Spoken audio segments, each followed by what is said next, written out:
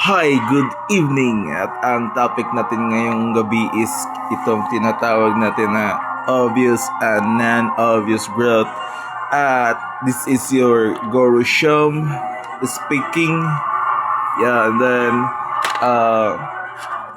ano ba talaga ang mas importante?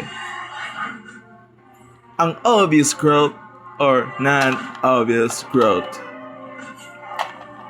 Pareho silang importante. Pero ang dapat talaga bigyan nating halaga ay itong tinatawag na unobvious growth. Kasi itong unobvious growth is nandito to sa sarili natin. Minsan tinatawag tayo or minsan ginajudge tayo, minsan hindi. Pero ito talagang growth na to is nandito to habang buhay tayo or habang wala na ba tayo or basta hindi siya matapos-tapos, itong tinatawag na non-obvious growth. At ano ba talaga ang pinaka-dangerous na growth na dapat nating hindi gawin ay itong tinatawag na bad growth.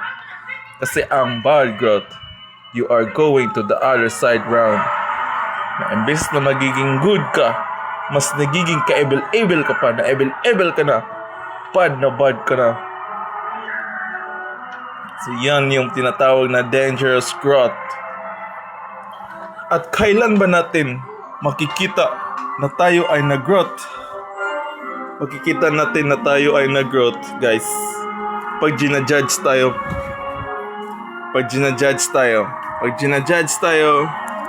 makita na natin na may growth na talaga. Oo. Pag ginajudge tayo. So, either positive judge or negative judgment. Positive judgment and negative judgment. So, yun. So, habang papunta tayo sa ating gustong makamit sa buhay, hindi mawawala ang non-obvious growth. At itong non-obvious growth na ito ay nandito sa surroundings natin. Kaya ano ba talaga ang mission mo habang mag-grow ka? Ang mission mo is to guide others to grow, not in the bad side, but in God's side. So you must grow together in a positive manner.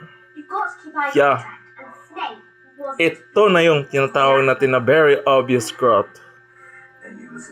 Hindi ka ma-obvious pag hindi ka nagsasalita sa kanila at hindi ka binigyan ng camera.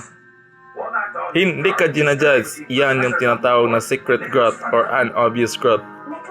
Pero pag nagiging obvious ka na, nagiging leader ka na magiging leader talaga. Yun na yun. Yun na yung tinatawag mo na ikaw na yung guide. Ikaw na yung mag-guide, magla-light ka sa kanila. Kasi minsan nasa kadiliman sila. So magla-light ka sa kanila. See to it that their growth is not the bad growth, but the good growth. So yun, matatap mo yung sarili mo na imbes na non-obvious growth, nagiging obvious growth na. At tapos yun, yung dinadala mo na team, ang mangyayari niyan, ang mangyayari niyan, manonood niyan, madjudge na din. Kaya hawa-hawa na rin. Hawa-hawa na sa tinatawag natin na obvious and non-obvious growth. So, maganda naman talaga na mag-growth na hindi obvious. Kasi, walang sagabal. Pero maganda rin naman na nag-grow ka. Merong maraming nila-light up. Oo. So, saan ka ngayon sa magandang growth na gusto mo? The other way around? Or the right path growth? At ito pa, ano ang gusto mong growth? Obvious or non-obvious? Mag-comment ka sa baba. Mag-subscribe ka, mag-follow ka para sa marami pang podcast ni Guru Samsam. Kaya abangan mo ako sa susunod ko pang kabanata dito. Konting actually naman dyan. Yeah.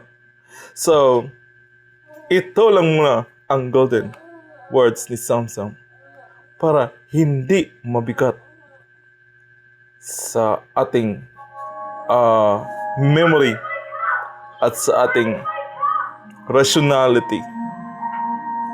So hanggang sa huli, hanggang sa muli, ito siguro Samsam.